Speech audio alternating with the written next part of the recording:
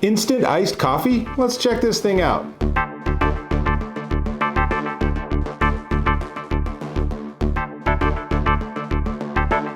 Dave Taylor here, and you know, I like iced coffee a lot. A lot of people do. But the problem is getting that hot coffee and icing it. Now, if you plan ahead, you can actually have a pitcher of coffee in your fridge or something and then have it cool off overnight. And then that next morning, you're ready to grab a mug or grab a cup and go. But a lot of us don't plan ahead that well. Enter this.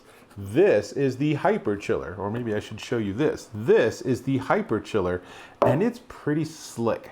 It's basically alternating compartments of water and space, air for liquid, and more water. You put it in the freezer for 12 hours or so, and it gets mighty cold because you then have ice on the outside and a core of ice on the inside and a cup in the middle. So I'll disassemble and show you how it works. But first, let's actually just make a cup of coffee. So I'm going to use some Starbucks Via, and I just happen to have some boiling water in here, but I'm going to make this fun. I have this iGrill temperature probe, so I'm going to show you, let's get this thing recording. I'm going to show you the temperature as we go through all of this. So it will show you right now it's 68 degrees in here, which is a nice temperature. So I'm going to put this in here, and then as I pour the boiling water in, we should see a fairly dramatic change in temperature. And I'm not going to put a whole lot in there. There we go. That looks about right. I'll put this back here so we have some space. And you can see the temperature is jumping up pretty fast, as you would expect with boiling water. So 150, 160, let's see, 169 degrees. So it doesn't get to 212 degrees here in Colorado because of the altitude I live at, but it will get pretty darn close. So now we have really hot coffee. So how do I make iced coffee out of that? Well, the amateur solution is to pour it over ice. You can do that, but all you do is dilute the heck out of your coffee. Not a really satisfying experience. So instead, you use this. Now, let's see, let's put the probe. It's gone up to 180 already. I'm going to put the probe in down here, and now we should see the temperature drop again because it's in a very cold compartment. And I'm going to pour our very hot coffee into the top. That's all you have to do. And there's a hole there, and obviously it is going in.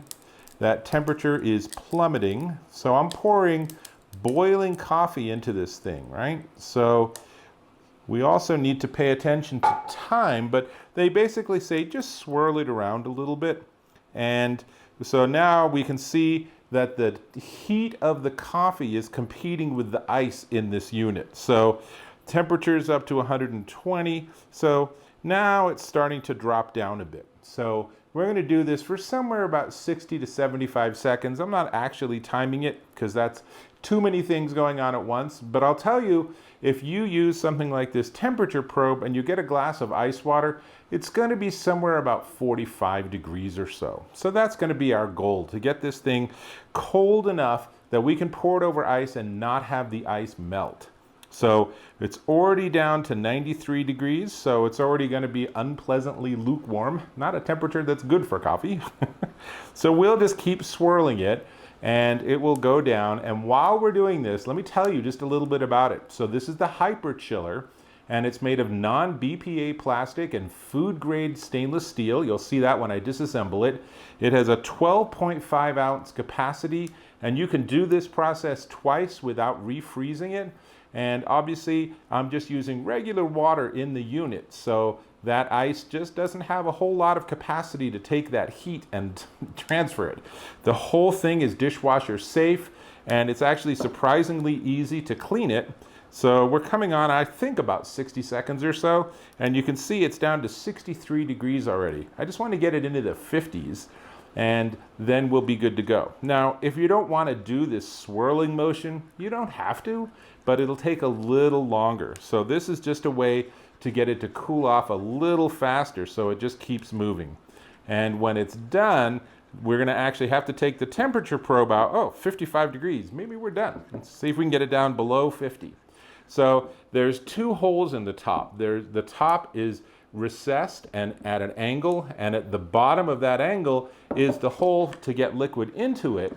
And then I have the temperature probe in the other side, the other hole, and there we go, 49 degrees. So that gives you your pour spout. So you ready? I just went from boiling coffee to iced coffee. And notice we are not seeing those ice cubes start to melt or anything. So there we go. That looks about perfect.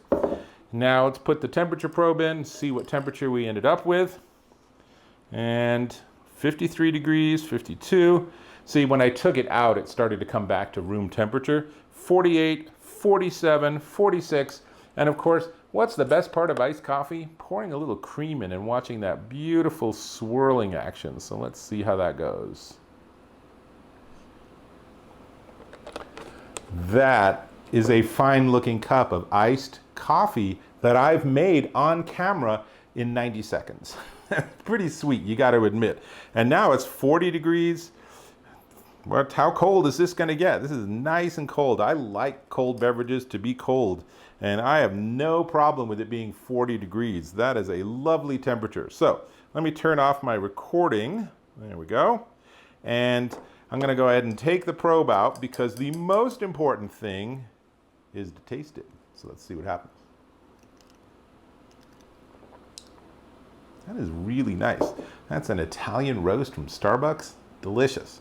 Now, let me take this apart and you'll see how it works. So there are like sort of, it's like one of those Russian stacking dolls. So there's cups within cups within cups.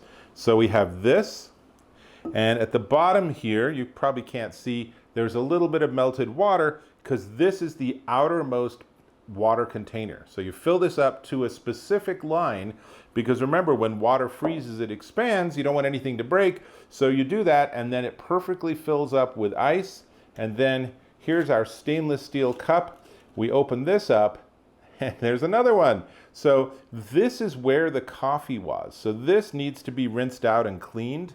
I'll put this over here. And then this also comes off. And now we have water. This is actually a tube of ice. So you can see the concept's really simple. So you fill this with water to the specific point. You screw it on, assuming I can do that. There we go. You screw it on. You take this, and this is what you would probably be putting in the dishwasher. You want to clean that every single time. Put that on, and now you have the core of ice, and you have this that you can put beverages in, and then you put it in here, and now the whole thing's ready to be put in the freezer for the next time you want to use it. Let's use our little temperature probe to give this a stir. And here's the thing, is that the HyperChiller makes iced coffee instantly, as they say, but you can use it for other things. If you want a bottle or, a glass of red wine or white wine actually is better. If you want a glass of white wine and you want it to chill mighty quick, you could use this for that. Nothing's being diluted. You can use this for hot tea to iced tea, any beverage that you want to, or any liquid really, that you want to drop temperature 100 to 200 degrees almost instantly. This is a great solution. So, you know, your friend comes over and they have a new bottle of Chardonnay and you're like, oh, we don't have time to cool this. Use this, pour in, you know, basically 12.5 ounces of wine, swirl it around for 60 seconds or something, pour it into 2 wine glasses, and you have beautifully chilled wine almost instantaneously. There's a lot to like about this, and it's super easy to work with. In terms of the size, it's about 4.5 inches, 4.25 inches across, and it's just a little bit less than 7 inches tall. So you will need space in your freezer for something this size, but it's totally worth it. As you've seen, as I've demonstrated, this is a simple, straightforward, functional solution to the problem. Notice that none of my ice cubes have melted 1 iota, and I can tell you, even just holding it from the outside, it is really cold. It's really nice. So we need to talk about the price, because it's not actually at all unreasonably priced. But before we get there, I'm going to ask if you can subscribe to my channel. Really appreciate when you do that, and it helps me get cool gear from companies because I have more subscribers and they're more willing to talk to me. So win-win.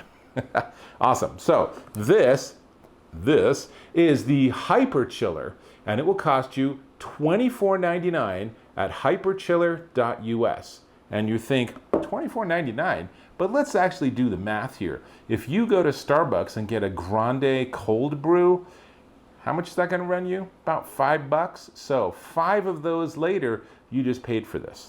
And you can make hundreds, if not thousands of cups of cold brew, all in seconds. So you wake up, you realize, oh my gosh, my pitcher of cold brew in the fridge is empty and no one bothered to refill it. Not a problem. 90 seconds later, you're enjoying a nice cup of iced coffee. And with that, I'm going to enjoy a nice cup of iced coffee, which means I'll catch you in my next video.